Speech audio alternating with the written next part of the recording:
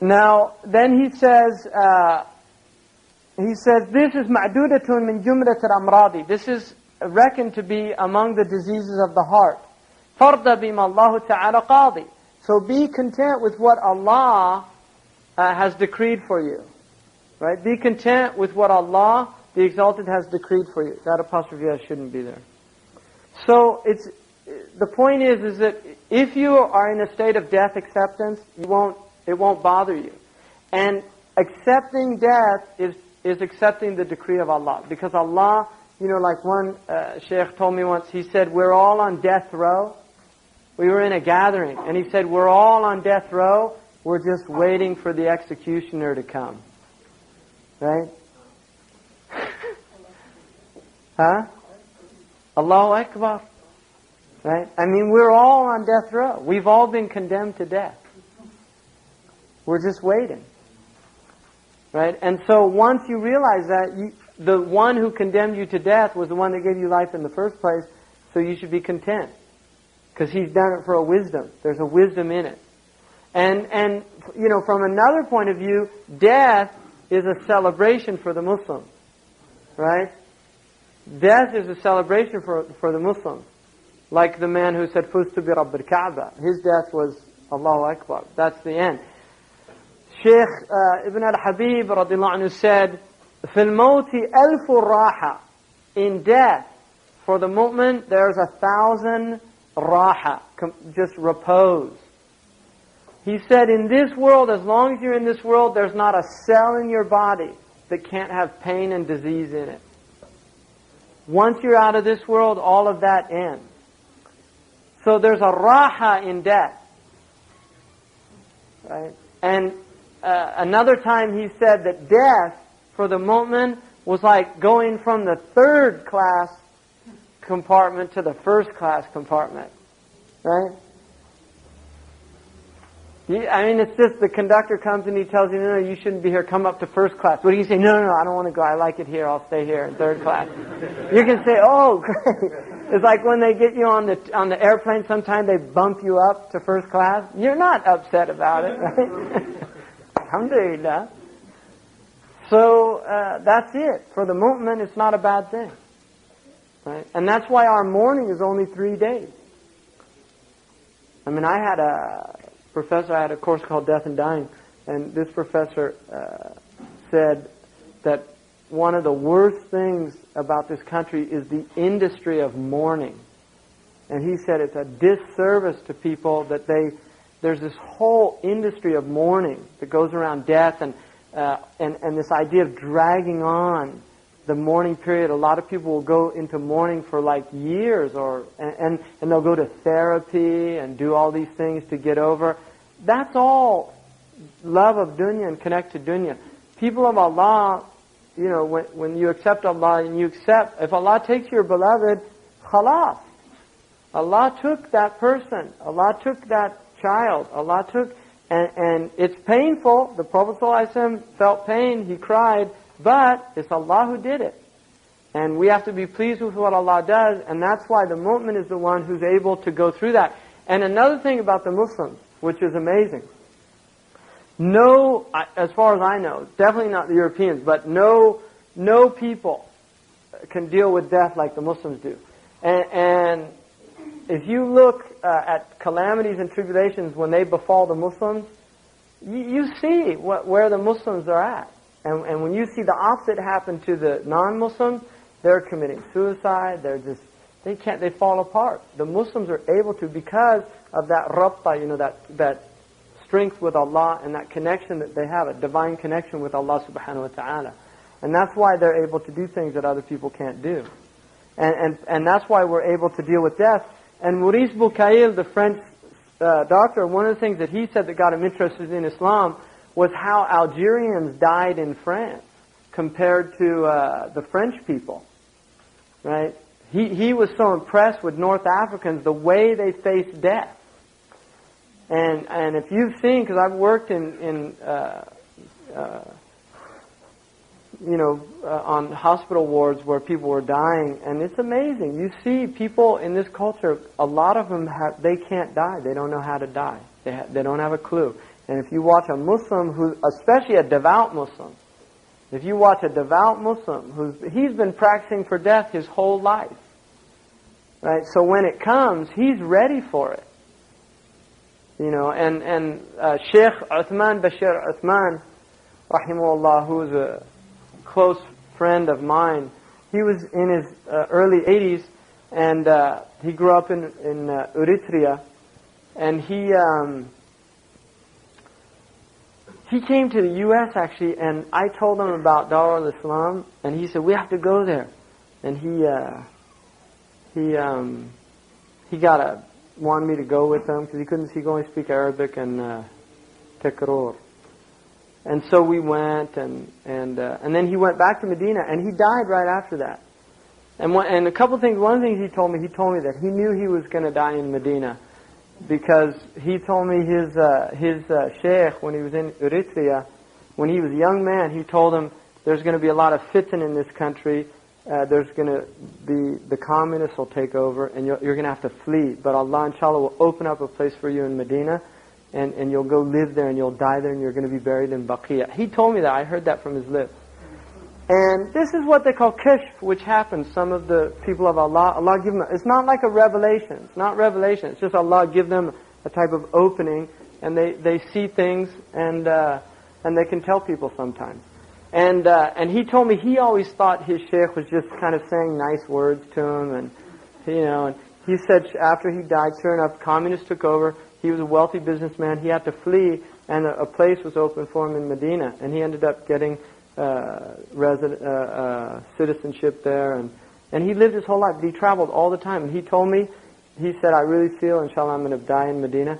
They took him back to Jeddah, and he was in the hospital there. And I have the card from Dr. Omar, told me everything how he died.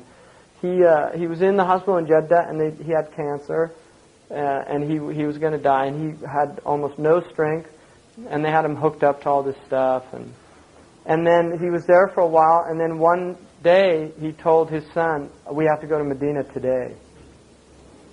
And he said, the doctor said, no, he can't leave. And he said, no, I'm leaving today. They're going to drive me. My son will drive me, and I'm leaving the hospital. And his doctor was totally said, no, you're too sick, and you need to stay here. He said no. They took him that night. He went all the way back. Got to Medina, he just said La ilaha illallah the whole night. Right before Fajr, he told his son to say a few things to certain people and this and that. And then he said the Shahada and died. And he was buried in Baqiyah. And the place he was buried, when they went in, he gave me a piece of from the road that covers the Prophet ﷺ's grave, because they cut it up when they change it. And he gave me a piece of that. But he was buried with that. But the place that he was buried is right next to Imam Malik and Nafi', where people aren't buried anymore, because it's in the old Baqiyah. But when they came in, they found there was a dug grave there, and so they put him in that grave. But he was prayed on Yom al-Jum'ah. He was the only person that died that day, or that had janazah that day at the Prophet's mosque. So I'm just telling you that story because that is an example of how, Muslims who know how to die. Right? I mean, there's a story, Allahu A'lam of its truth, but it's a story told in Persia about Fariduddin al-Attar, who was a perfumer. And he actually tells a story, I think, that the way that he made his tawbah to Allah was a man once came begging for alms. And he told him, why don't you get a job? And he said, this is my job. And he said, what do you do? And he said, well, what do you do? He said, I sell perfumes. And he said, the most important thing that you're ever going to do is die. And he said, and I know how to do that. Ashhadu an la ilaha illallah, ashhadu Muhammad Rasulullah, and he died. So there are people that do know how to die, I mean, whether that story is true or not, there's a truth in it. Is it there? Yeah. I mean, there really is. There are people that know how to die. And when the time comes, they will know what to do. And there's other people that don't. And when the time comes, they go into a real state of confusion. So, and that's one of the blessings also of doing dhikr of death. And another thing that our scholars have recommended, and the Prophet ﷺ, based on his hadith of remembering death, is to go through the states of the akhirah. To actually go through visualization of dying, of being washed, of being wrapped, of being put into your grave, of having the dirt cover you, and then being asked by the angels, and then resurrection.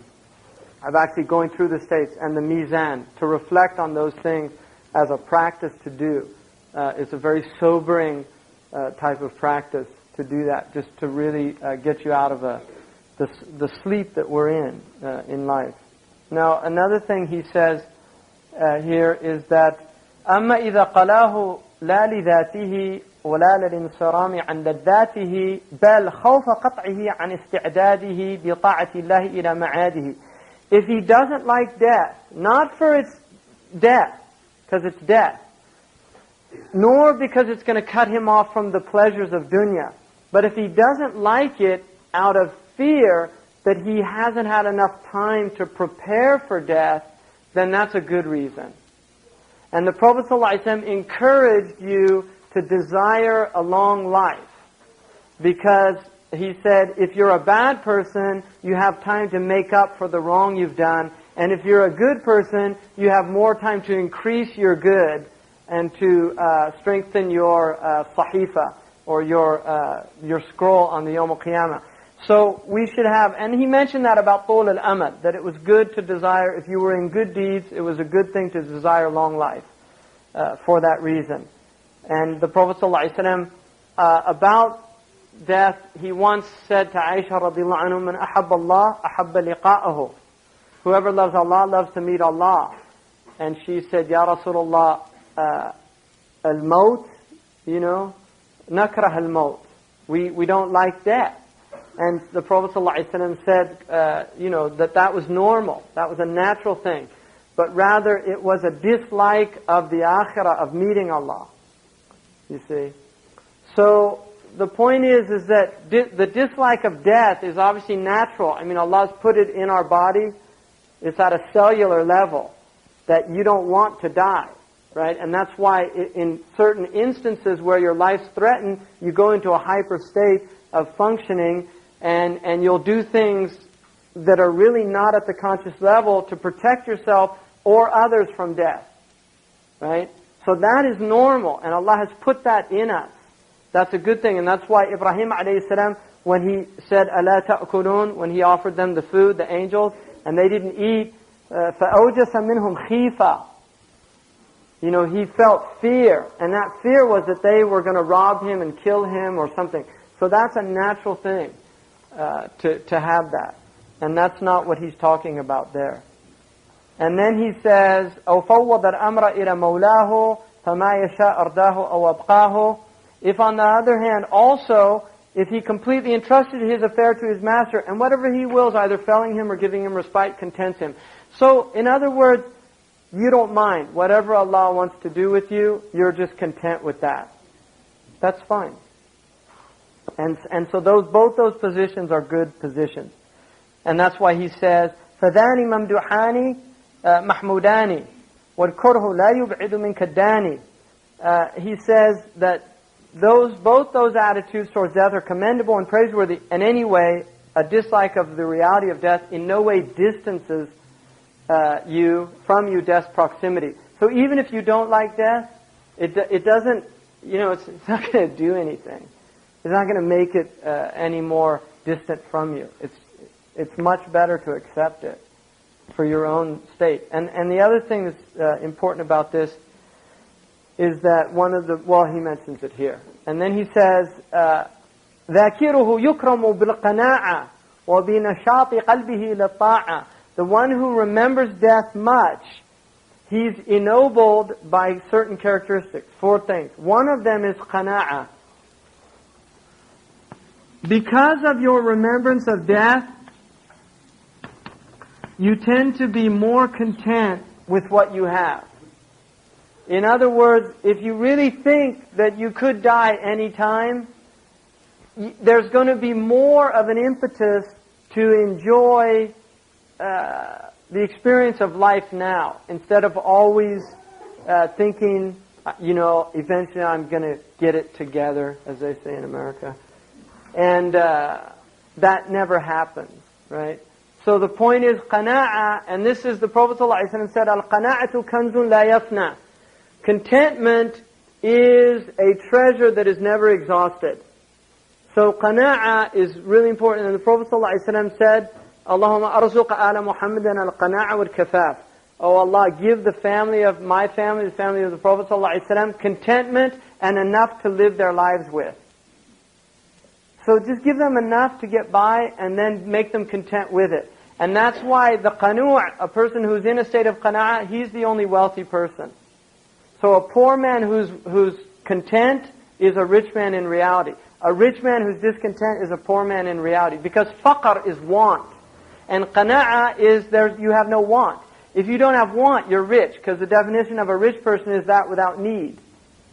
So if you don't have need, you're wealthy. And that's why al-ghina, ghina nafs. The Prophet ﷺ said real wealth is the wealth of the soul.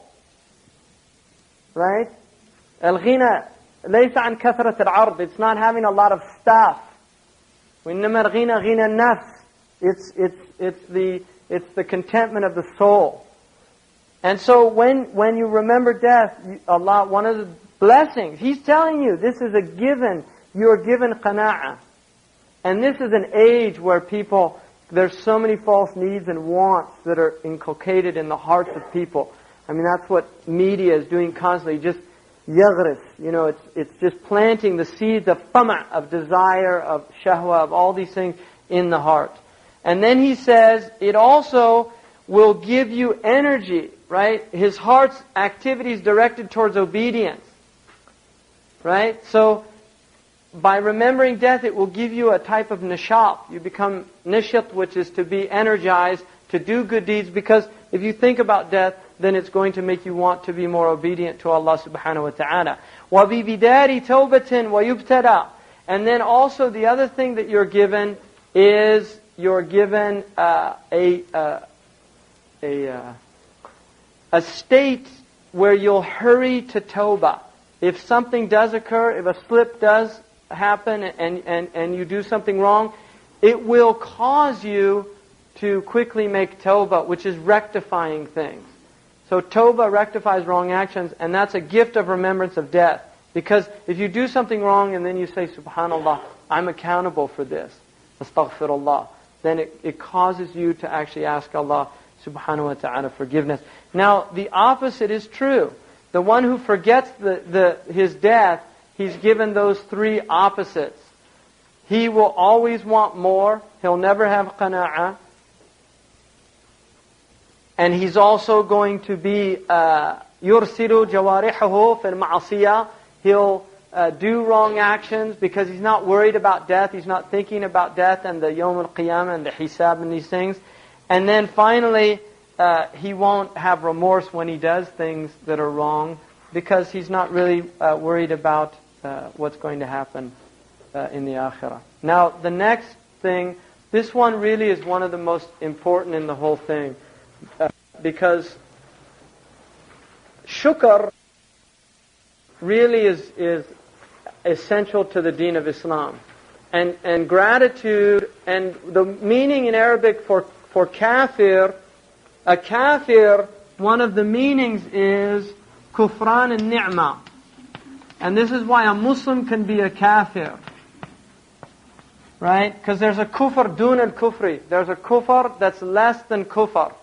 Right? And kufran al-ni'mah, like one of the things the Prophet ﷺ warned women against was kufran al-mu'ashara, being ungrateful for their spousal companionship. Right? If Allah gives them a husband and then they're ungrateful towards him. Right? So they don't see that there's a blessing, there's a ni'mah in that. Protection, giving, taking care of the needs of the person, etc., etc. So, the next disease is called oblivion to blessings. من عيوب النفس نسيان النعم وأصله الغفلة عما وما بكم. That's an ayah in the Quran. وَمَا بِكُم مِّن نِعْمَةٍ فَمِنَ اللَّهِ. And there's no ni'mah that you have except that it's from Allah. So, in this culture they say you should count your blessings. Right? Count your blessings. And people that do that are actually quite rare. Because Allah says, وَإِن تَعُدُّوا نِعْمَةَ اللَّهِ لَا تُحْصُوهَا. If you count the blessings of Allah, enumerate them, you will never encompass them. So, just to go into this, one of the things, وَبِدَوَامِ ذِكْرِهَا, he's saying you should always remember that ayah. وَمَا بِكُم مِّن نِعْمَةٍ فَمِنَ اللَّهِ. Now, the Quran begins, Bismillah ar-Rahman ar-Rahim. Some of the Mufassirun say that Rahman is the giver of Jala'id al-Ni'am, the big blessings. Rahman means al-Mun'im bi Jala'id al-Ni'am. And Rahim means al-Mun'im bi Daqa'iq al-Ni'am. Rahim means the giver of subtle blessings. In other words, Rahman, the blessings of the Rahman are easy, like health. It's obvious. If all you have to do is say somebody, oh, thank God you're healthy, and they say you're right, Alhamdulillah ala as-sahha wal-afiyah. That's an obvious. Alhamdulillah ala al-iman. But then there's all these other blessings, daqa'iq al-ni'am. For instance, the blessing of the eye, the fact that the eye is lubricated. Now there's some people that have to have these Visine type things because they get dry eye. And what happens when your eyes are dry, you blink, what the blinking is doing is cleaning the eyes. Right? And it also protects it because you've got these eyelashes, and it's very fast. If you look, just a slight piece of hair gets into the eye, it's really troublesome. So Allah made this eye, you have this blinking that protects your eye from being harmed, and then He also put sockets in there, so the eye is slightly back in the skull, right? In order to be protected from blunt wounds and things like that, right? And people that don't get the lacrimentation of the eye, they have to put drops in the eye because it hurts so much. Right? Or people that can't close their eyelids. Or people that lose their eyelids. There's actually people that lose their eyelids. So there's all these... And then just the eye itself. If you look at all the colors that the eye gives. So if you start looking at the body and realizing that the whole thing is all ni'am, the fact that you're balanced. Because people that lose their ear, they get a disease in the ear because balance is actually, part of it is related to the ear and the nerve in the ear. So if you have eighth ear damage, people actually start losing their balance and they can't stay up.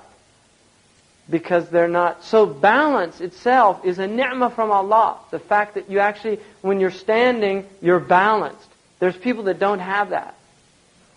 Right? And then the way you eat, all of that is a ni'mah from Allah. The digestive juices that you're not even aware of that are going in, and then breakdown of the foods, and all the separation of all these things are hidden ni'am that are hidden from. We don't even think about it. The cerebellum and the whole way that the brain is working at a subconscious level. Breathing. You don't have to remember to breathe. Right? You don't have to do anything. These are all ni'am that Allah has given you, and oftentimes we're not even aware of it. Right? The thumb itself, right? The opposable thumb. Other animals can't do that. And Allah says, لَقَدْ كَرَّمْنَا بَنِي Adam, we ennobled Bani Adam. Some say it was that He gave us the thumb. And the word in Arabic for thumb is ibham, which is the strange thing, mubham. It's a strange thing. Because other creatures don't have that. So the thumb is a big ni'mah of Allah. Right? Alexander the Great used to cut off his enemies' thumbs. Right? So they couldn't fight him again. Because you lose your thumb, you can't do anything. So, and then all the pleasure that Allah has given you, your taste buds. That's a ni'mah. Allah could have made your food rocks, and He could have made your water brackish. He says that in the Quran. He could have made your water brackish.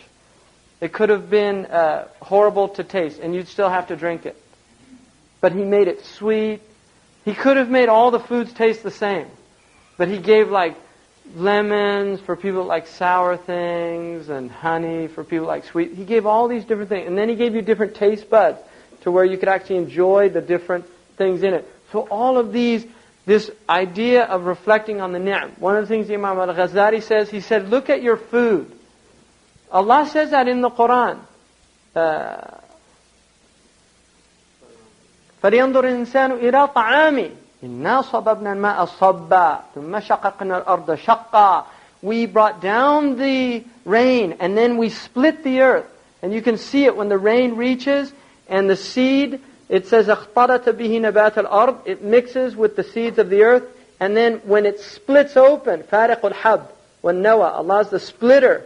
When Allah splits that open, it causes the earth to break forth. So Allah is doing all that. And so He tells, فَلْيَنْظُرَ الْإِنسَانِ, let a man look at his طعام, إِلَى طَعَامِ إِنَّا صَبَبْنَا الْمَاءَ صَبًّا ثُمَّ شَقَقْنَا الْأَرْضَ شَقًّا فَأَنْبَتْنَا بِهِ حَبًّا وَعِنَبًا وَقَضْبًا وَزَيْتُونًا.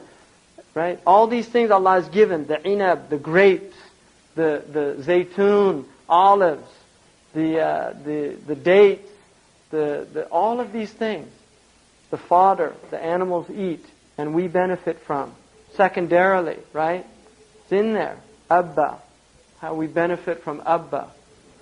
Benefited secondarily. They didn't know that then. The transformation of all that through meat, and the animals eat it, and then we eat the meat, and we get that secondarily.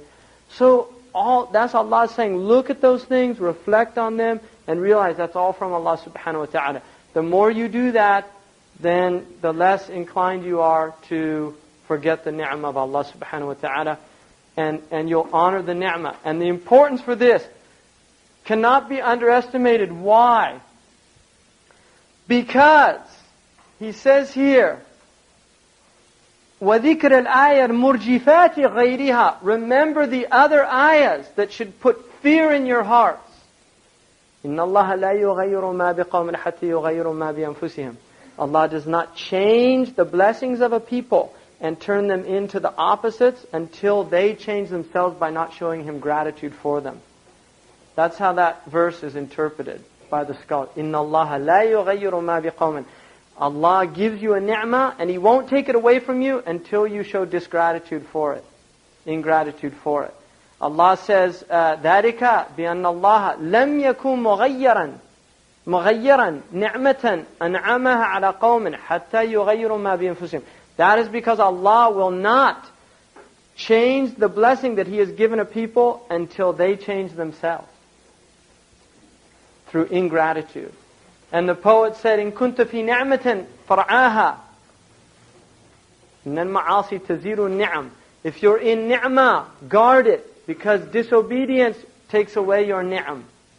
If you're disobedient to Allah, you lose your ni'am.